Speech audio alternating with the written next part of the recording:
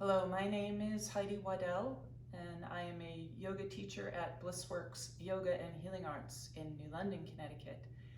And during our temporary closure, we have decided to make as many yoga videos as possible, among other videos.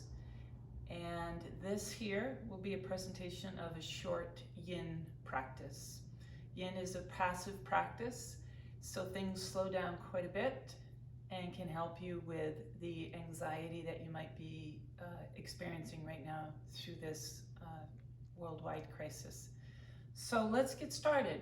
You'll need a yoga mat or just a really thick blanket or something on the carpeting in your house. That'd be fine. I've brought with me my own blanket today that I'm going to be using. And I have 2 blocks. If you don't have blocks, just find something at home that are similar in height and size and support, and get creative with that. I also have my watch with me. Our Yin postures are held for longer periods of time, so I'm going to be keeping track of that with my watch, but feel free to use a timer on your cell phone and such.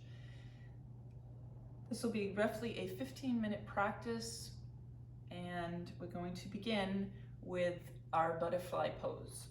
So I'm going to take the small blanket, fold it, and sit on the edge of it. As I do so, I'm going to bring my knees open and the bottoms of my feet together.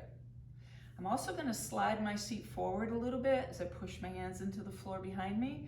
And as I do so, I'm going to be sitting right on the front of that blanket, and that's going to make sure that my pelvis is in the right position, meaning your tailbone is not under you. Instead, it's lifted up behind you. With the bottoms of your feet together, this creates a nice, and the knees open, it creates a nice hip opener. I'm going to hold this for roughly 2.5 minutes. You can choose as long as you would like in your practice.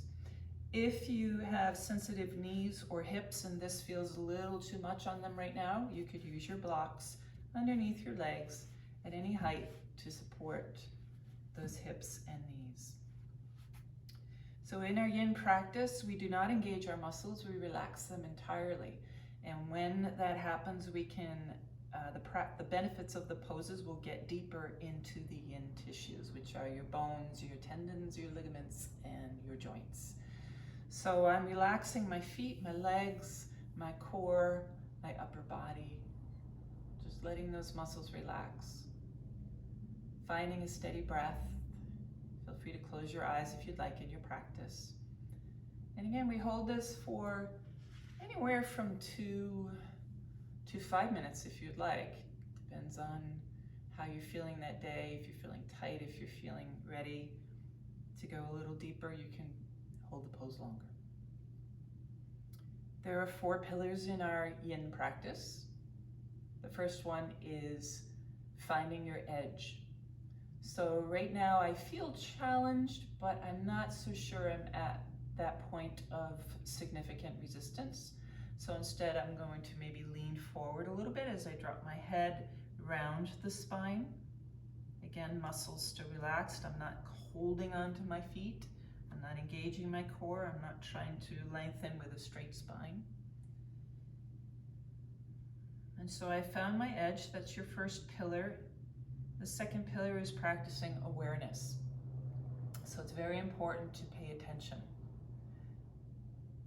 Pay attention for 2 reasons. One, if your edge starts to ease up a little bit, then that's your invitation to maybe just go a little deeper. And the second reason for practicing awareness is if your body is sending you any signals that you're too deep into the pose or that you should get out of the pose, such as sharp pains, then please back out of the pose or exit the pose altogether. The third pillar is practicing stillness. So allowing yourself to be still. Remember, Yin is a very passive practice.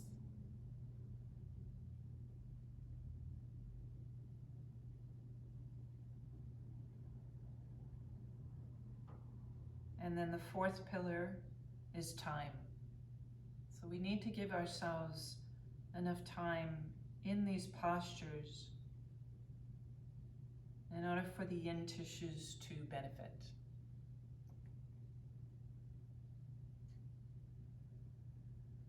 Find a steady breath. Feel free to use Ujjayi breath if you're familiar with that pranayama.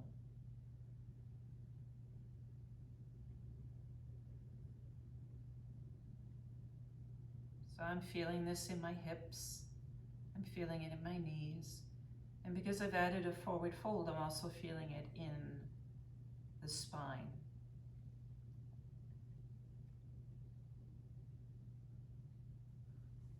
Even though we're not engaging the muscles, they are still benefiting. They may be stretching, they may be twisting, or they may even be compressing. All of these are good.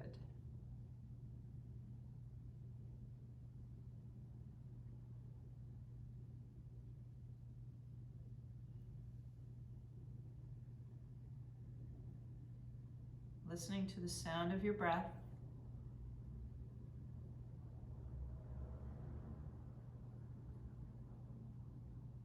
At any point, if your muscles engage, encourage them to relax again.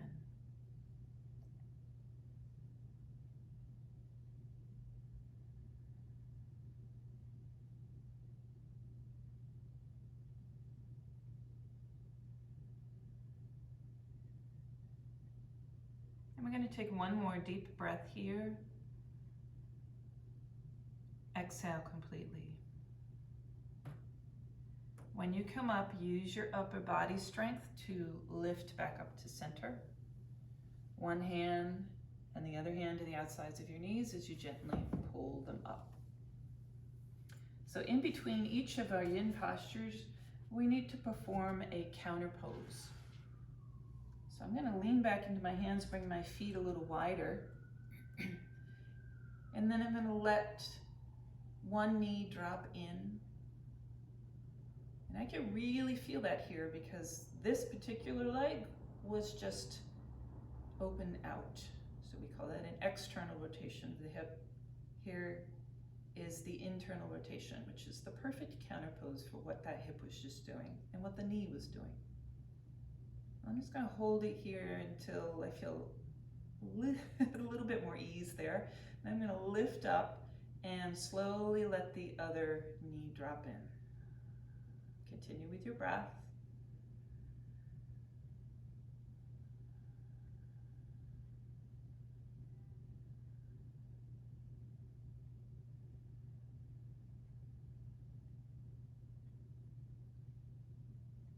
And you can do this for maybe anywhere from 30 seconds to a minute. It really depends on how long you were holding the butterfly pose. Giving the body a chance to recover and for all of the benefits of that pose to integrate into your body.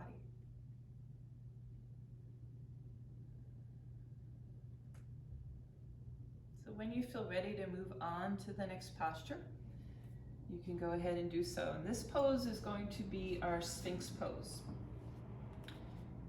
So I'm going to go ahead and lie down on my belly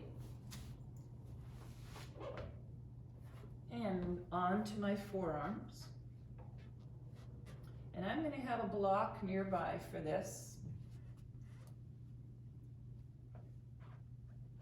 So this looks a lot like the Sphinx that we do in our Yang practice, except the differences are, again, we relax our muscles. So the feet relax, do not press your feet down into the floor. Your leg muscles relax, your glutes, your belly, and all of the muscles up and down your spine. I'm going to try to relax my shoulders here, and even though I'm using my arms, I don't want to engage the muscles. Go ahead, when you're ready, just drop the head, rounding through the cervical spine and the upper back. And for me, I'm going to support my head with a block. You could also do this with maybe a high pillow. And again, I'm going to keep an eye on the time here, or you can set your timer. The Sphinx pose in the Yin practice is one of the postures that strengthens the spine. And specifically, this is strengthening the yin tissues of your lumbar, which is your lower region of your spine. So if you're at home right now, you may be sitting more than you usually do throughout your average day. And that could cause a little bit more compression in the lower back. So postures like this, both in the yin and the yang practice, can be very helpful to open up that lower back and to also strengthen that area of the body.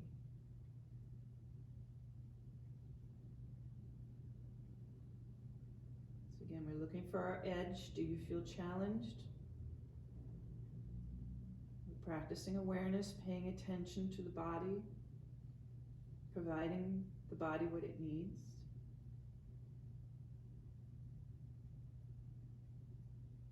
Trying to maintain stillness in your posture.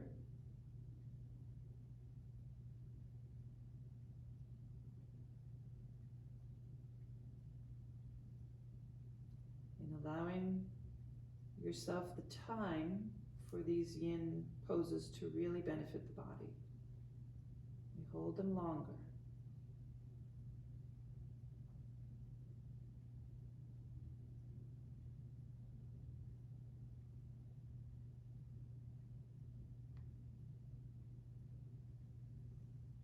If your mind seems agitated, focus the mind on the breath.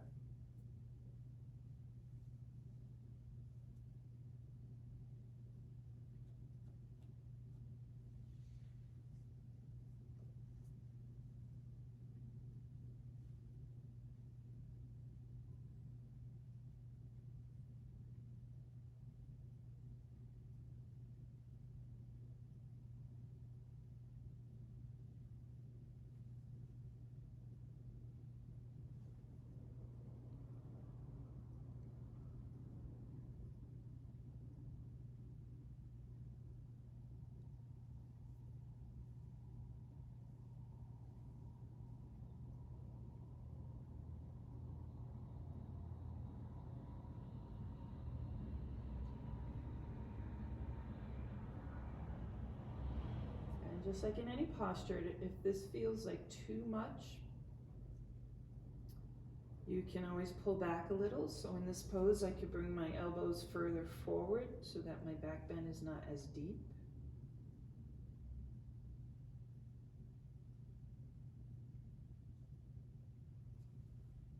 Or you could lie all the way down on the floor, turning your head to one side.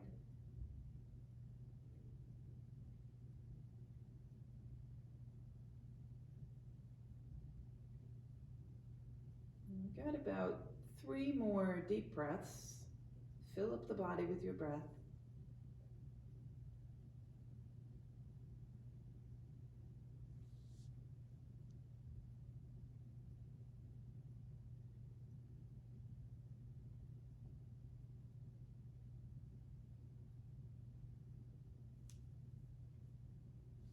When you're ready to come out of the pose, do so very slowly. We're going to lower down onto the mat.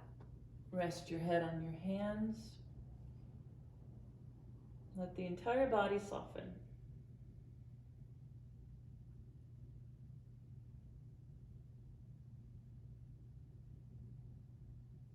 And after a few breaths here on your belly,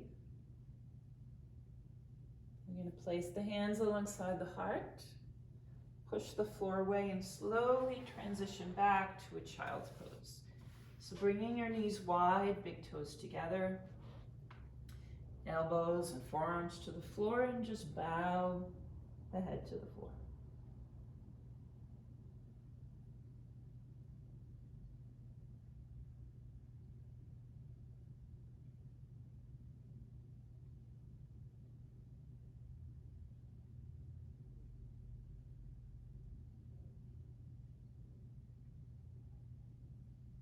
So this child's pose is our counter pose for the back bend that we just did.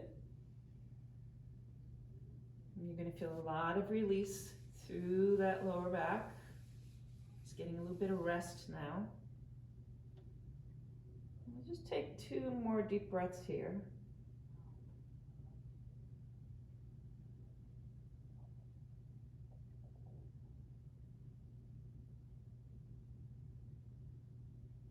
And then walk those hands in as you slowly come up. So our next posture, everyone, is going to be caterpillar pose. And since we just did a pretty decent back bend, this is going to be a wonderful alternative, and it's your forward bend. So I've chosen my blanket. I like to sit on my blanket, especially if you're tight in your back body.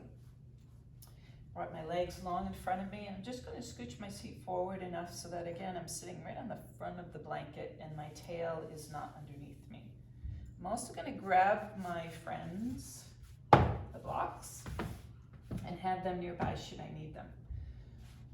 So relaxing your feet, relaxing the muscles in your legs. And when you feel ready, you're going to look for that edge. So this might already be your edge. Maybe here is your edge. All right, so I'm going to drop my head around my shoulders, my upper back, let my arms just float forward until I feel that place of significant resistance, which is right here. So I have found my edge, and I'm going to build a little stack of support so that I can truly relax through my neck and my shoulders. If you're somebody who's feeling fine without this, then you don't need the stack. But I have cervical spine issues, so I'm going to use them to support. So this is not quite as high as I need it to be, but if I turn it up, it's going to be too high. So I'm just going to put my hands here, and that gives me what I need. So again, don't engage those feet, don't engage the legs or the core. The spine can be rounded here. Relax all your muscles. Find your stillness.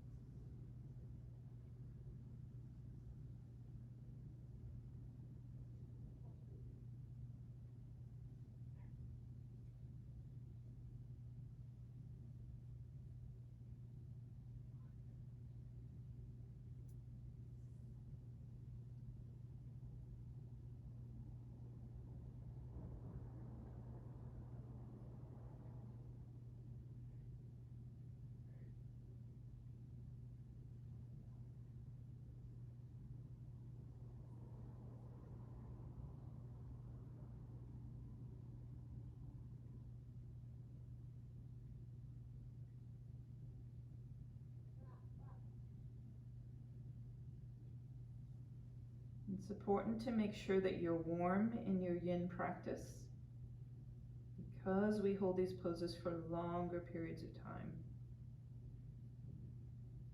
So add any layers of clothing or just make sure that your room is nice and cozy. Maybe even a blanket over your yoga mat. That'll add some warmth.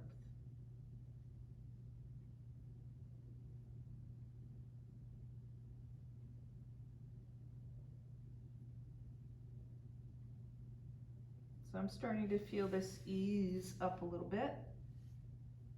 So I'm going to play around with going a little deeper.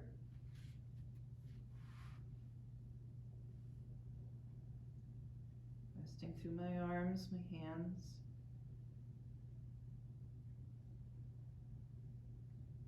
So now I feel I have a new edge. And when we find our edge, when we find those places where we feel challenged, that is where we find benefit. And that is where we find change and growth in our practice.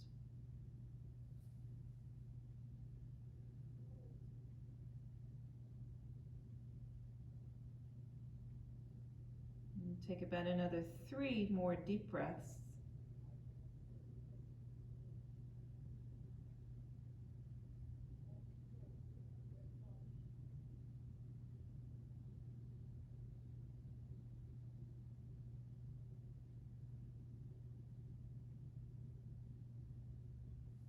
to place my hands on the floor using, once again, the upper body strength to lift up. You don't want to use your back muscles or your core. And then once I come all the way up, I'm just going to take my props off to the side and find my counter pose. That was a forward bend, so a nice counter pose would be a back bend. I'm going to choose seated camel here. So with my legs still relaxed, my hands behind me, up on my fingertips. I'm just going to, without leaning back, going to keep those shoulders right over my hips, lift my heart up. And as long as your neck is healthy, you can reach your chin up and maybe look to the ceiling, lengthening up to the front of your neck. I like to bend my elbows a little bit back here so I can relax my shoulders a little bit. And breathe. If this is too much on your neck, don't go that far. Some of you may be able to lift your heart and just look straight ahead.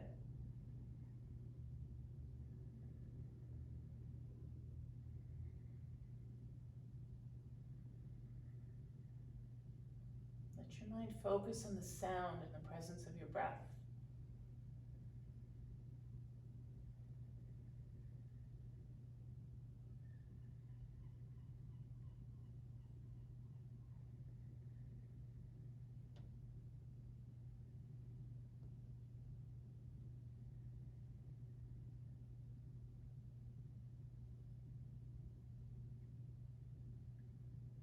Two more breaths here.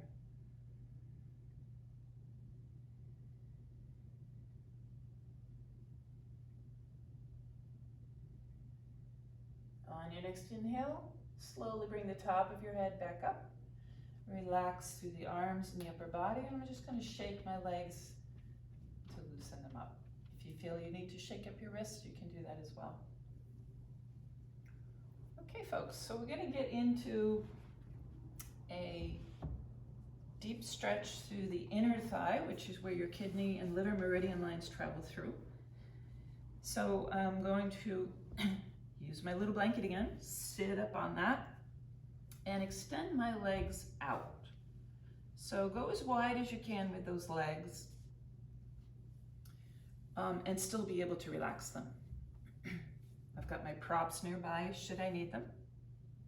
And so I can immediately feel that action through the inner leg. And again, kidney and liver meridian lines travel up to here. So we're addressing both anger and fear that you might be experiencing simply by being in this posture. And when I add a forward fold,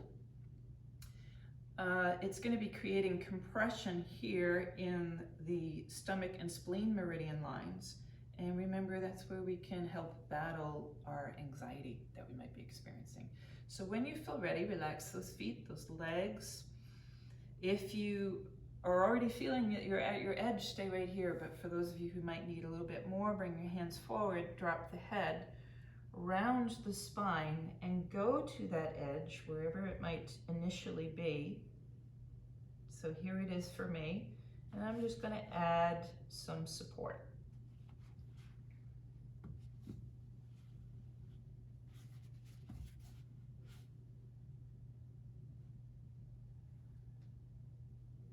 So remembering to relax all the muscles within the body. If this is too much on your knees, you can take little towels and put them under the knees. If you don't have those nearby, you can just take your hands and put them under your knees. You can certainly also do this posture with your feet or heels on the floor. So this will also give you the same benefit without aggravating the knee joint. So coming into the pose, finding that place of stillness, connecting with your breath.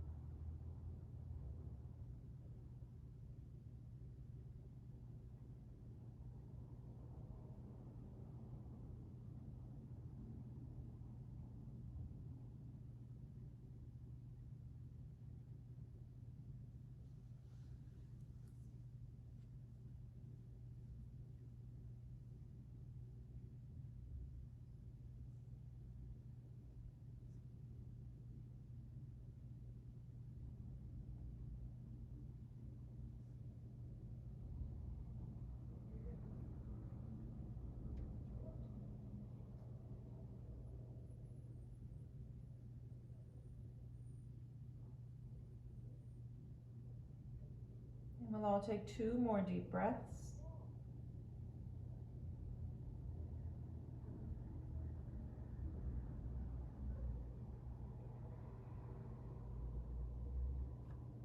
Once again, using the hands to the floor, the upper body strength to lift you slowly out of the pose. And then the counter pose. So once again, we're gonna lean back into the hands, bend the knees. I'm gonna drop one leg in. You can even windshield wiper the legs, which means both legs drop to one side. Stay there for however long feels right in your body, and then shift to the other side. So one side might need a little bit more time than the other.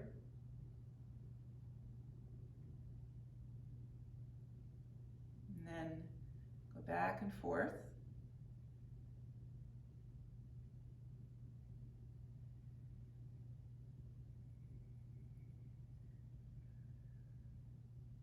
So you can start to feel the hip reset itself.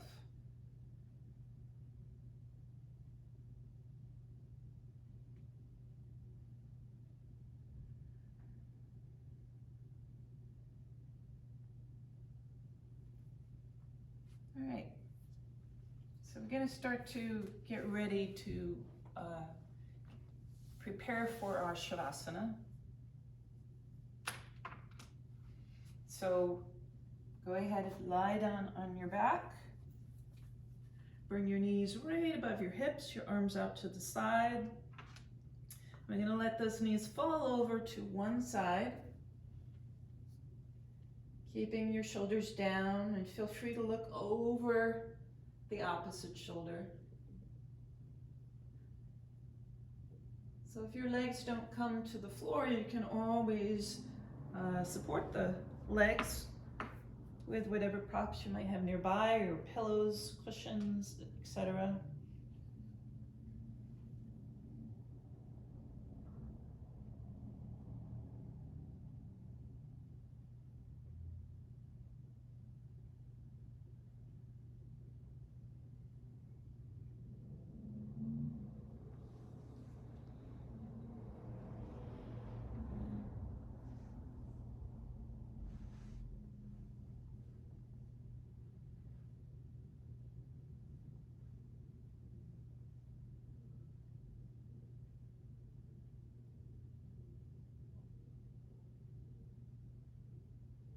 So our twisting postures are really good for releasing toxins within the central nervous system, but also the kidneys. So the kidney, my right kidney right now is getting some compression because of the twist. And so it's releasing toxins, and it's also activating that meridian line. Very important for your chi, or your life force energy, to continue flowing healthily through that organ. As we inhale, I'm going to come back to center, and setting myself up for the other side. Go ahead and bring the knees right above your hips, let them drop over, and look over at the opposite side. Arms can be out to the side, they can be relaxed. If you start to feel a stretch through the upper arm, for instance, if I do something like this, then I'm going to be involving my heart and lung meridian lines as well. Working on the left kidney right now. Feeling a stretch right here through the IT band.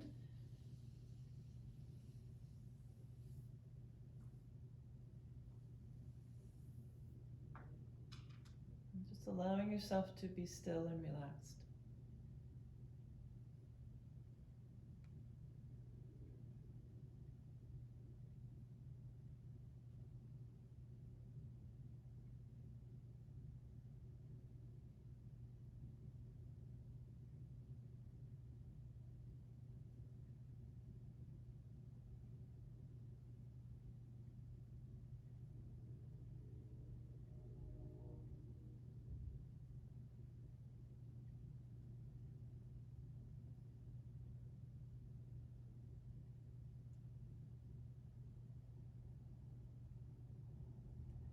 next inhale, bring your knees back up.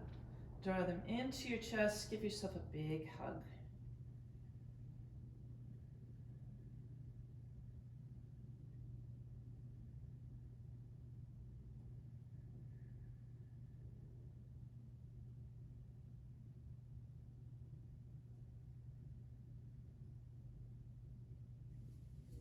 And it is time for Shavasana, final relaxation.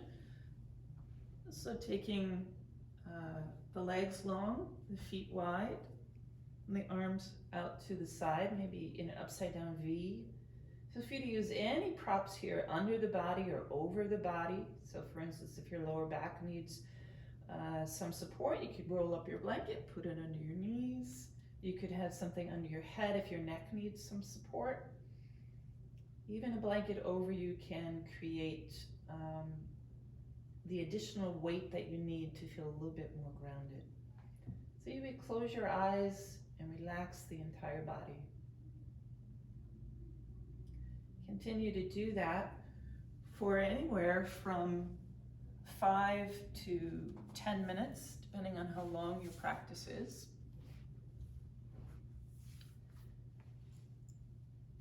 So that is a sample of a yin practice, and I hope that you will benefit from this practice in many ways. So I want to thank you for joining me today, and we hope to see you again really soon. Namaste, everybody.